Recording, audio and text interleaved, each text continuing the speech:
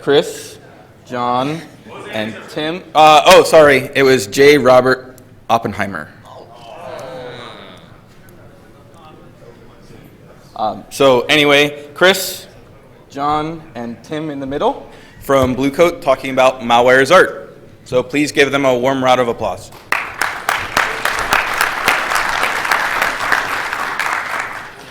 Yeah, so John likes to reference Big Bang Theory, and it's Dr. Mr. Oh, you mean my clicker. I got a clicker. Got a laser pointer in case the moose head acts up. Okay, so the outline, we're going to start off talking a little bit about hunting for malware on the web, and then taking what you find and doing our early efforts at making it look cool, and then our better efforts at making it look cool, and then some of the practical applications of it. So several years ago, when people were starting to worry about malware on the web and the browser as a primary infection vector, we actually had a meeting and we talked about what are we going to do to address this, how are we going to keep up, and what should our focus be. And we came up with what we thought were our starting, you want to start from your strengths, right? And so we have this existing cloud infrastructure, there's lots of web traffic, millions of customers sending us URLs. And we already had tools that we used for parsing web pages and figuring out what language it was in, and some really cool textual analysis and machine learning stuff to figure out what the content was about. So we can adapt these, got to be able to adapt these for malware hunting. So it should be easy for us to find bad stuff if we really put our minds to it. And there's a principle here I call the zebra herd principle, that if you're a zebra in Africa, you want to belong to a really big herd, because then the odds of you personally being eaten go down as your herd size goes up. And there's an interesting corollary that if your herd contains some young and foolish zebras, it's even better for you because you let them go into the bushes and find the predators. And we see this in action in our user base, because at the extreme low end of the stupid user curve, we have a free product called K9 that we give away to families. And originally it was built, this is a public service announcement by the way, so originally this was built by those of us that are dads. We worry about our kids being exposed to inappropriate stuff. But I know there are a lot of people here that like inappropriate stuff. And so you should consider running K9 in addition to your desktop antivirus if you're a Windows or a Mac user, because it will catch a bunch of malware that your AV software won't. It's specifically built to complement that. And you can always tell it to let the porn through if you want. But anyway, so we have a couple million K9 downloads, and out of 75 million users, that's about 3% of our user base. But if we look in the logs and we see somebody was going to malware and we put up a warning page, 15% of the time it's a K9 user. So they punch way above their weight when it comes to finding malware. And on the weekends, that spikes to 30%, because a lot of the big organizational customers' user base is home as K9 users. And we could tell you stories about foolish user behavior that we see in the logs. And as an engineer, your first response when you see somebody blast right through a malware block page that you put up and say, don't go here, this is malware. And because they were the one who installed it, they have the password, and so they can put their admin password in and override. All right? And I've seen this happen in one user's case twice, where he was surfing for pirated software. He went to Google, said Excel 2007 cracked version, looked down the list of stuff that Google gave him, clicked on one. And this was a site that was not a real ware site, it was a fake ware site. So it said it had all these cracks, and so we knew this was bad, so we had to put up a block page. We saw this in the logs. There's the block page. He put his password in, thinking, oh, those blue coat guys trying to keep me away from my wares by telling me it's dangerous. Put his password in, and then got the site, went down the list. Here's the cracked version he wants. Clicks on that. That's a link to an actual malware download that's masquerading as the crack he wanted. Again, we put up the block page again, he put his password in and went and got infected, right? So as an engineer, your first reaction is, we've got to fix the block page, right? We've got to somehow keep the user from hurling himself over the cliff, put up a better guardrail. And then eventually you realize, no, this is a circle of life kind of thing. That zebra, whoever he is doing his part to keep the rest of the herd safer, right? So you just roll with that and live with that. So anyway, so the cool stuff, hand for our anonymous zebras, you go zebras. And so when the fun stuff comes when you actually find some malware, right? So here's a server exploit kit, and it's serving a malware payload.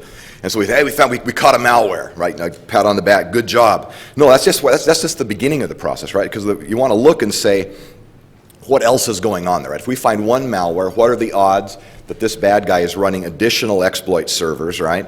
Because bad guys like redundancy in their networks. And so we can look for similar named payloads, similar paths, similar named domains, same IP, close IP range. You know, you could expand your search a bit and find other stuff. And then the other thing you want to do is you want to say, well, how did the user get there, right? He would, like the example of our foolish zebra, he did not set out to find malware. He was doing something else and the malware happened. And so you want to look back in the logs, follow the referrer back in the HTTP header, and say, where did he come from? Oh, he came from this relay server. All right, well, first principle again, are there other relay servers in this network? Okay, and then how did he get to the relay server? Oh, came from this bait page. Are there more bait pages in this network? Yes, okay. And eventually, as you trace back, you hit a trusted site like a Facebook or a Google or a Hotmail, and you say, okay, we know this site was not deliberately part of the attack. This was an innocent site. Most likely, the bad guys did not lure him to Google and then infected him. They took advantage of the fact that so many zebras come to that watering hole, right? So that's where they want to set up the ambushes. And so then this part of the network that starts from the trusted sites, everything from below the trusted site down, this is the Malware Delivery Network. This is a whole network of sites and servers that are set up for the express purpose of infecting people. And so we call that a Malnet for short. And there's also an interesting corollary here that I'll point out. For a given zebra who's starting down the attack chain, because this is a long, complex chain, you only have to break, that's Tim's little cool, isn't that cool? Hand for Tim, that's a way cool graphic. You only have to break one link in the chain and that zebra is now safe from the attack. Okay, so that's two-dimensional mapping, right? That's our picture, that's our beginning picture of a malware network, is this horizontal and vertical mapping. But there's a third dimension, and the third dimension, of course, is time in a two-dimensional world. And so you want to say, hey, tomorrow, how much of this Malnet infrastructure is still in place, right? We know the bad guys are changing their payloads dynamically. We know they change the sites that are serving stuff. They go through domain names like gangbusters, like hackers at an evening beer party, right? So they're rotating a lot of the stuff and churning a lot, but there's other stuff they don't, right? So now that gives you, say, a basis to say we could maybe track the infrastructure, the network going forward, and that has some interesting implications. Because if you can track the network, right, and you can still break one of the links in that chain tomorrow, it no longer matters what kind of attack is down at the very end. Zero-day exploit doesn't matter. How the payload's encrypted doesn't matter. And how often they change the domains down there doesn't matter, right? Because you're not even looking at all that stuff. And you can't, I'm not claiming you can do this for everything, right? But the stuff you can do it for is really cool. All right, so all the stuff the bad guys are good at doing doesn't help them in this scenario. And that's kind of cool. And now we have this cool two-dimensional malware visualization thing in our heads that's evolving over time. And so the challenge becomes, how do we put this visually something that we can use as a tool, and also how can we show other people this picture we have in our heads? And so I'll turn the time over to Tim to talk about that. All right, so I'm going to talk about the early Malnet visualization. So why do we want to visualize things? Well, first, a picture can really say 1,000 words. We're dealing with text logs that aren't a lot of fun for other people to look at. Taking a look at the picture of the jet here, you can tell, hey, this is a jet, and you can also tell, hey, there's some interesting stuff going on right around the engine. I have no idea what this image actually is. Is that temperature? Is that, friction? I don't know what that is. But you can tell, hey, something is going on with that. Visualization can really empower your understanding. We were seeing that there was this large infrastructure built up by the bad guys to get malware to the victims, to drive people to their exploit servers. So we said, I think it would really be useful to kind of visualize this and get a picture of the scale and impact of what these guys are doing. So we put a lot of work into it, and we said, well, there's lots of different ways that we could visualize. Essentially, it's a network graph. We have interconnected nodes. There's lots of different ways that we can visualize these things. I'm not a graphics person, so I looked for a nice library that would do it for me. And I came upon a library called GraphViz, which has been around for a very long time. Very good graph software. And it worked well for the small Malnets that we were doing. Put a lot of work into it, and I'm going to show you our first image. It's fantastic, but kind of hard to interpret and make anything useful out of. So this is a sampling of the malware and the paths to that malware that we saw in one of our data centers on one day. So I'll highlight some portions. You can see a little bit of structure there, a little bit of structure there, a little bit of structure there, and then something really big down in the bottom. What is that? So we did a lot of manual digging in, because this is the initial version of the tool. We found out that all these lines here, that's a malvertising attack.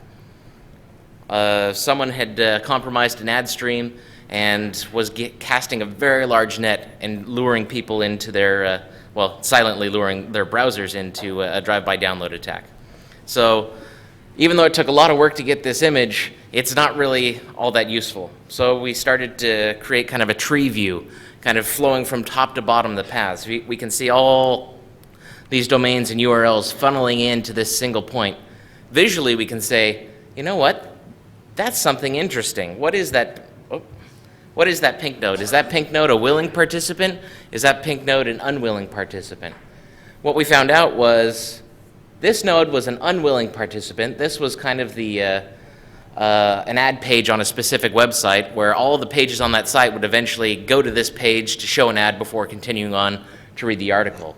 This node, however, he was a willing participant, and there we have at the bottom the malware stuff. So we were starting to get some better stuff, much better than our previous image. This is a graph, an early graph of illustrating an actual search engine poisoning attack. So on the end, we have our traffic drivers. These are all the users going into these central relay points, and then following the arrows down, it's funneling all the traffic down into the malware server. We can drill down into kind of the beginning of the traffic drivers. These are all Google search engine domain names from different countries. So they're very hard to read, but that's a dozen different countries that we're relaying people to this malware server. Down on the bottom here, we have the malicious site. So all this infrastructure was set up to collect users and drive them into the malware site. Kind of the last big image that we produced with GraphViz was kind of a group photo. This is a snapshot from, I think, a single day in one of our data centers. And you can see a lot of complicated infrastructure has been set up by the bad guys to drive traffic and to serve malware to their victims. So I took it as far as I could, not being a graphics person. We had John come on our team, who is much better at Malnet visualization, and he's going to talk about that. Yeah, I got involved with this project about this point, and I assume I'm the odd man out of everybody here because my background's actually not only in graphics, but most of particular movies. I used to work at DreamWorks Animation, and I, for example, I was involved in the production of movies like Shrek, How to Train Your Dragon, and Kung Fu Panda,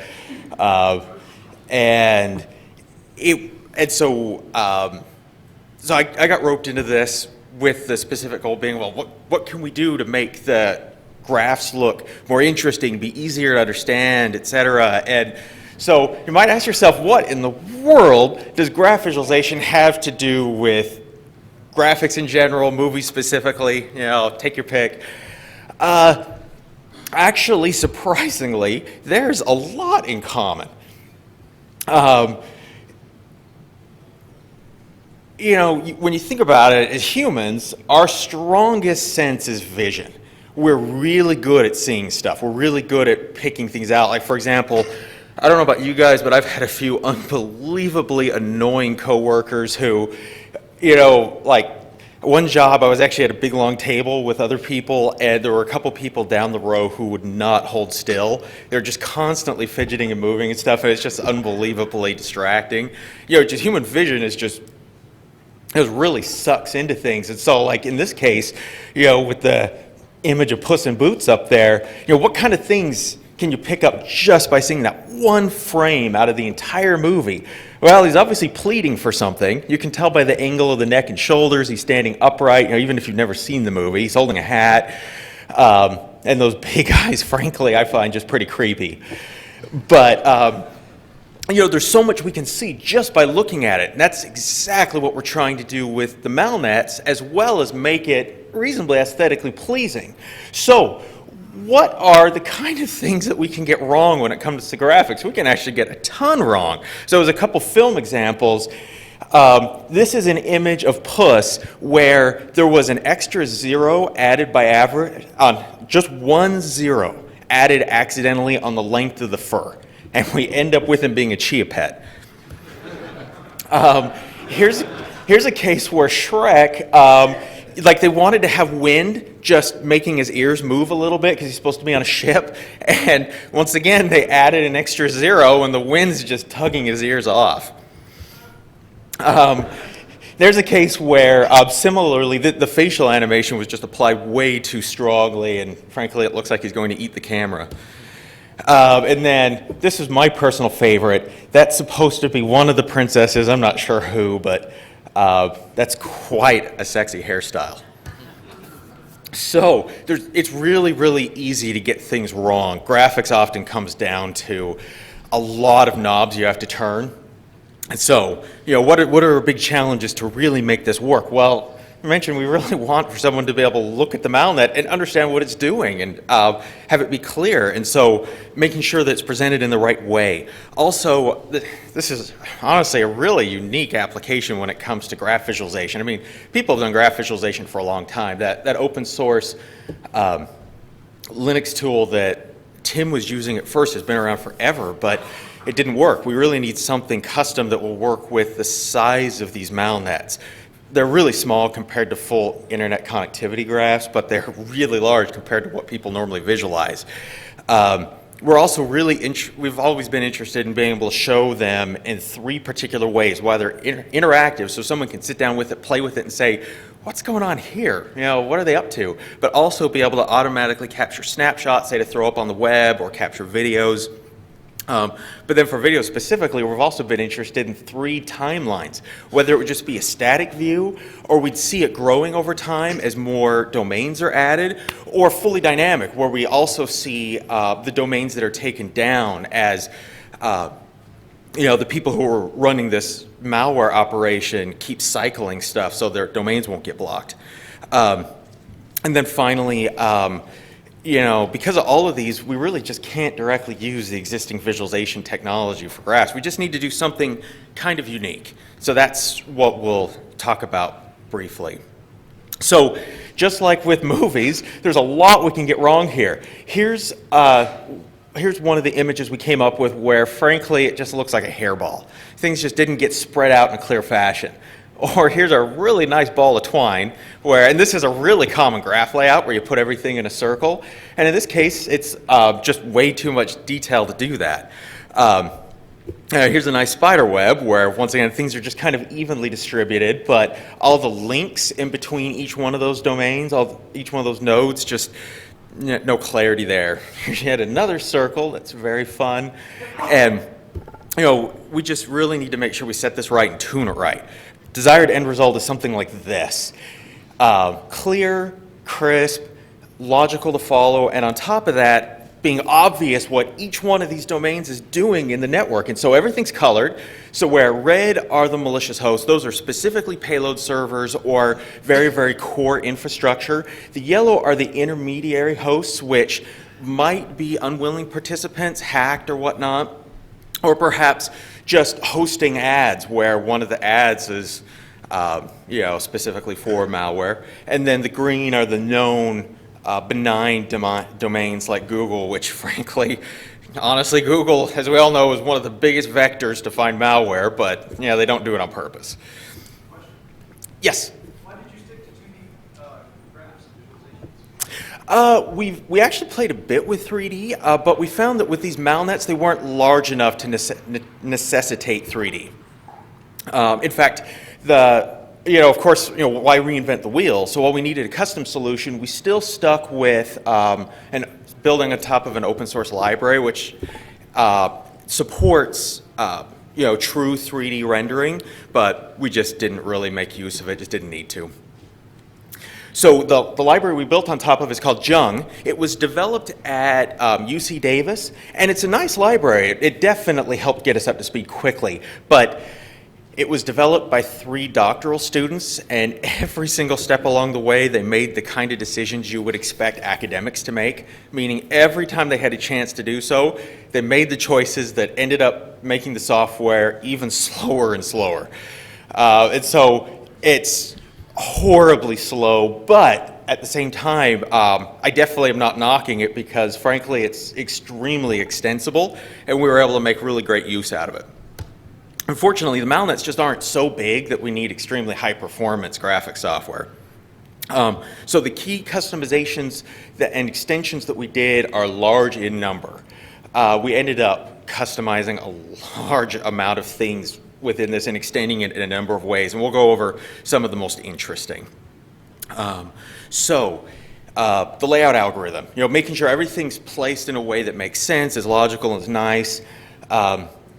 We use the FR force-directed algorithm. I'm not going to try to pronounce the names of the two people who invented it, but it's really cool. Essentially, it's like connecting all of the nodes in the graph with springs that either push or pull, and then letting it go and see how things end up balancing out. And that involves a temperature, which really all that means is imagine it slowly cooling to the point where it freezes and nothing can move anymore, and that just makes sure that things stop moving eventually. Then we also reduce the repulsion and attraction factors just because we're talking about relatively large graphs for visualization, just to make sure we don't end up with junk like shown in those two images where either everything collapses black hole-like or everything pushes out to the edges. One of the other things we looked at was limited horizon. This is the largest Malnet we've been tracking. It has thousands of domains every day, and the turnover of those domains is very high. These guys keep busy moving their infrastructure around. But showing that much isn't always best, because frankly, you can see interesting things like that blossom of red at the top middle, how all of that funnels down to a green node surrounded by a bunch of black, all the links going through it. That's Google. And those are all links going straight from Google to malware domains. But there's so much there's a lot that's just hard to see. So what would be nice is to be able to just focus in on what we want. The idea essentially being that the user can select a given domain and say, I only want to see domains that are connected to here within, say, 2 or 3 hops, and be able to see just that small slice of the Malnet. The ability to toggle labels and do so intelligently. There's so many domains here. If we labeled every single one with the domain name, it would just be a huge clutter. And so instead, we've set it up in this case where you only see 2 labels, and those 2 are actually the domains at core involved in the MySQL hack that we all know about. So, anti-aliasing. Now, because this isn't a graphics conference, you're probably asking yourself, what the crap is anti-aliasing? Well, it's jaggies. And because I have been a long-term gamer, I'd like to use an example that takes us down retro alley. So, I don't know about you guys, Show but... of hands, who has one of these? Yeah. Yeah. Yeah, and I have to admit, when it comes to the old school gaming, I'm kind of a Commodore 64 fan myself.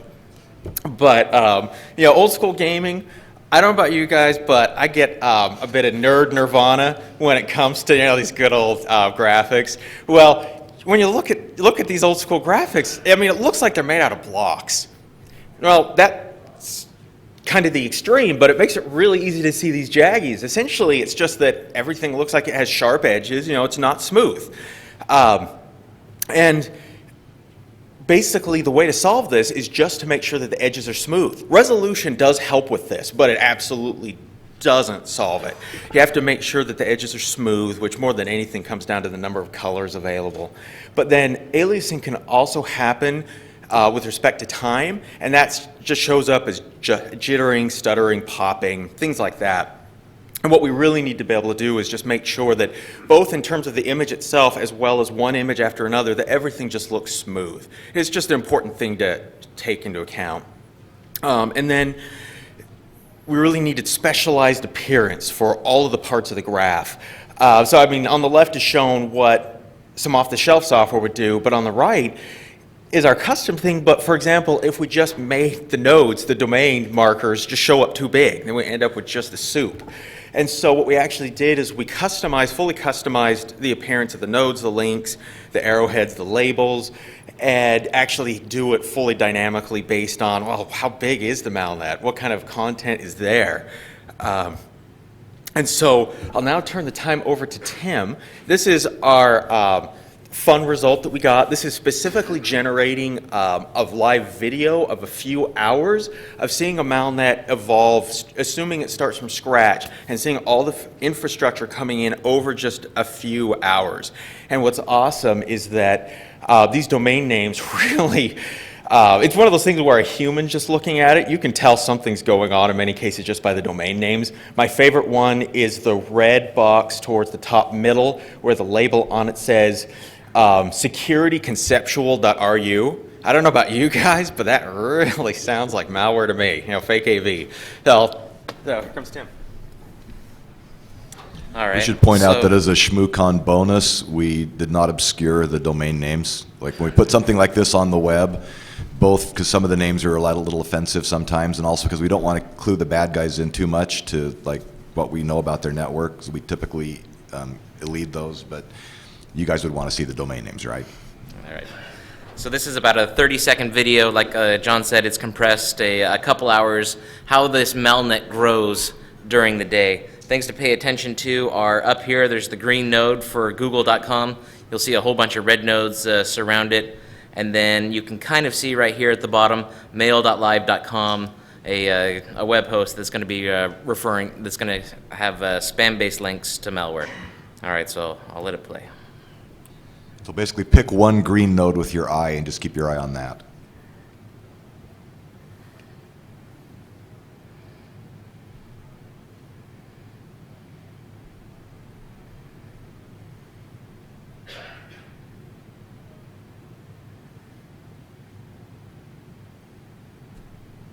Next time you gotta play some Pink Floyd with this. Laser show.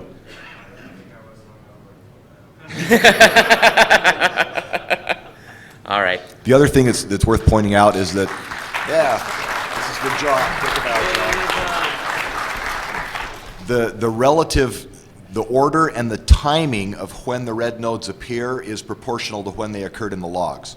So we actually, on the website, there's a version of this from, I think, October we posted, where it's 24 hours and it starts with just one green node, and then it runs through the 24 hours, and the timing with which the nodes appear is proportional to when they really happen. So we could actually extend that out to a full 24 hours and it'd be boringly slow at that point, but it's kind of cool. It's way cool. Yeah. Before I turn it back over to John, a key takeaway from this is that the bad guys are always there. They just don't roll out infrastructure one day and say, oh, here's the new big bad search term for today. I'm going to build up my infrastructure to do it. The infrastructure's already in place. They're just changing what the inputs are to it. They have quite a bit of IT put into place to make this happen.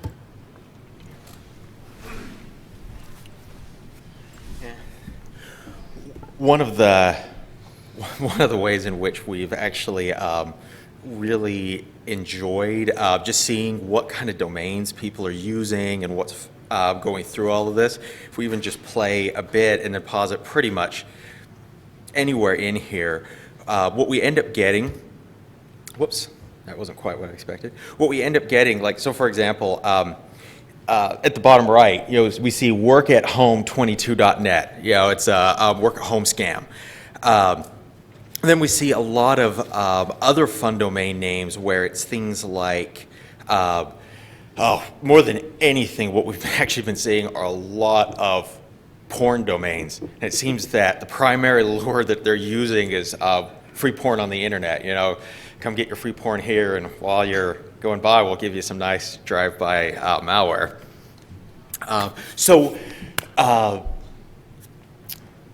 The one other thing we were interested in doing was being able to do some automated analysis. Once again, with the largest Malnet we've been taking a peek at for fun, there are a lot of domains here. There's a lot going on.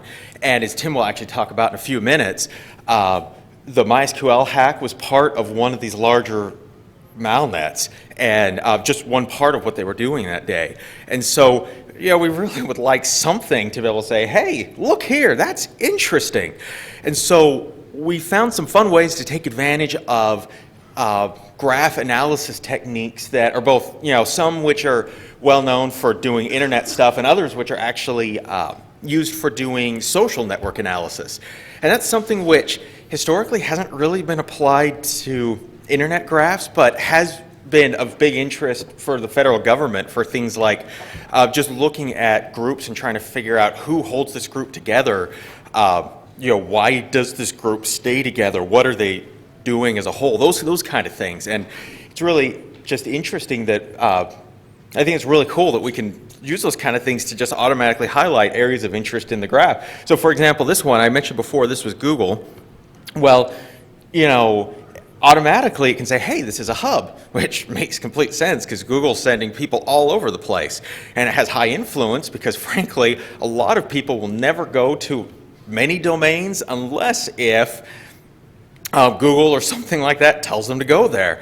And also, Google, of course, is essentially handing out endorsements left and right, because if Google ever shows something in a search result, for all intents and purposes, Google's endorsing that domain as, yeah, this is where you want to go to get that. Whatever you were searching for. As I mentioned, we could use classic internet analysis techniques, but we can also use the social network stuff. And the reason why we can do this is just because, as you've seen by the images, Malnets tend to come in between tens to thousands of domains involved. And that intermediate size works pretty well for both types of analysis, even though internet analysis usually is on a really large scale and social network analysis is usually on the small, well, we can go in between. So real briefly, and I bet a bunch of these sound familiar to you guys for the way Google works, et cetera, but I mean, we can do PageRank, we can do hits, look at it as endorsement, characteristic path length, and link betweenness. With all of those, we can pretty solidly be able to say, yeah, what type of domain is this as far as the structure of the Malnet goes? And of course, we only use these just within the bounds of the Malnet, not a larger view of the internet. So as a brief example, consider this where we see all those yellow nodes with links going into the red node that's kind of in the middle. That is a spam domain. And that's why there's so much feeding into it from all over the place. Many of those yellow nodes are actually web-based email clients. And so the person's going from there, clicking on the spam link in their email and ending up at the spam domain. And the kind of things we see from the network analysis are, well, it's an authority because all these different domains and URLs seem to be telling us that this is where we should go. It's got a high page rank and a low average path length. Then with social network analysis, I just think this is fun because I mean, I've always been a computer guy. I've never gotten into stuff like psychology and stuff, but it's been fun seeing how these kind of things can be applied to looking at a Malnet and what each of the domains is doing. Because, for example, here, the kind of things we can look at are, well, what's the community structure, what's the prestige and influence, reciprocity, but my very favorite one is one from the bottom, clicks. They've actually, these scientists who came up with this formally defined clicks, scientifically and use it to analyze social groups, and all that proves is that high school never ends. And so as a brief example, so a smaller Malnet, and I put labels there for yahoo.com at the top right in green and google.com at the bottom right in green, and this yellow domain that both of them are leading to is a landing page. And it has, speaking of the social aspects, it has higher prestige than influence because they're not going to lead back to a search engine, at least not usually. There's the click with the payload server, and it's this one-way social role of leading people from the search engines eventually down to the malware.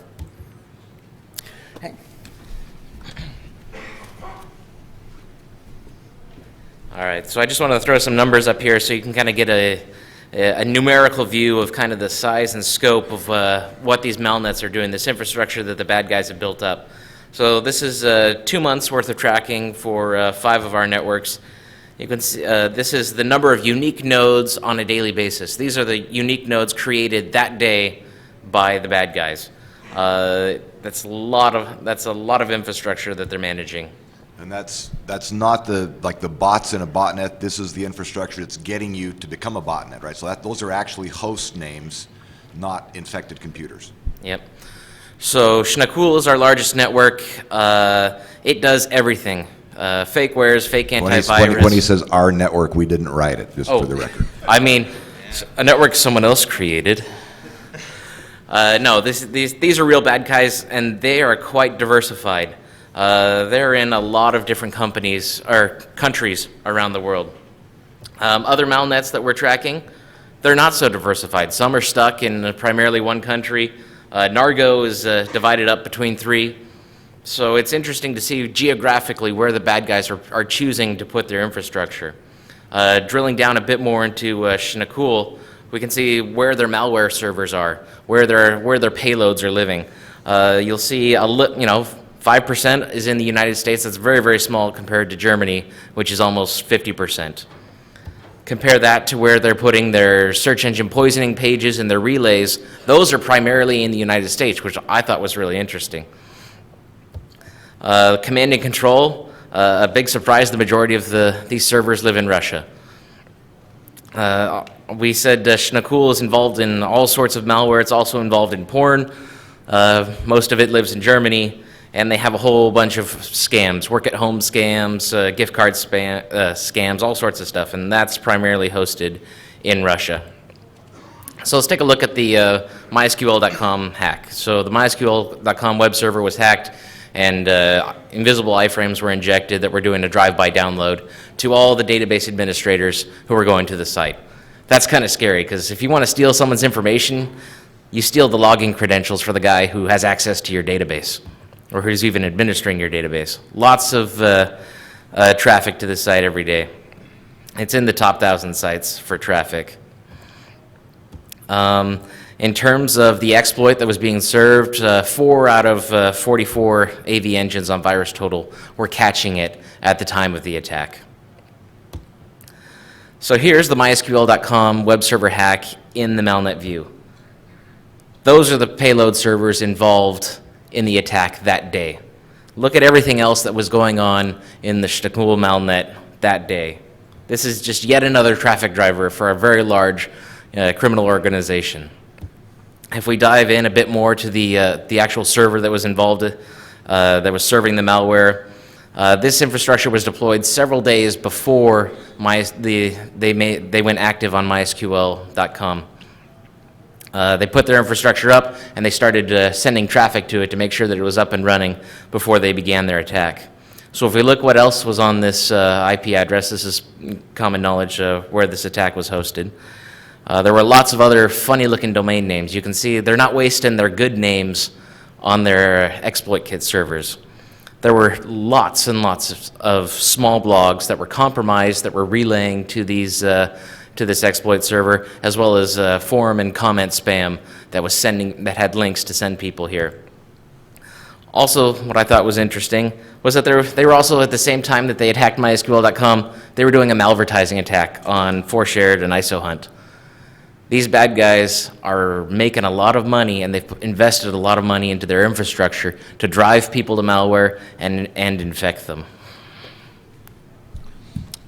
Back when in the summer, we started to get the really cool Malnets thanks to John's work. And we actually used some of the Malnet graphics as our booth art at Black Hat and gave away t-shirts with Malnet diagrams on the back. And I was looking at one of those, and I said, oh, you know what this is? This is a quaking aspen. So this is your geeky biology lesson for the day. So how many of you know about quaking aspens? You know, the cool thing when you look at a grove of quakies is what? They're not individual trees, okay? These are part of a clonal colony that grow from a common root system. And if you go on Wikipedia and look up Pando, the largest such network has been named by scientists. And Pando is a Latin word, means I expand. So Pando ergo sum, I expand, therefore I am. It's what Pando does, it expands. How big? It's estimated to cover 43 hectares of mountainside in central Utah. Has an estimated 47,000 individual trunks, total biomass of around 6 million kilos. It is the largest known organism on the planet. And with an estimated age of at least 80,000 years, possibly as much as 1 million, again, according to Wikipedia, it's also the oldest known organism on the planet. And so that's cool. That is our our mascot and our metaphor for malware networks. This is what they're like. There's this root system underneath that's the common infrastructure that runs all of these servers. And so that's our cool picture, and I think we're done. We've got the clicker. So we're ready for questions now. Right? Yep. Yep.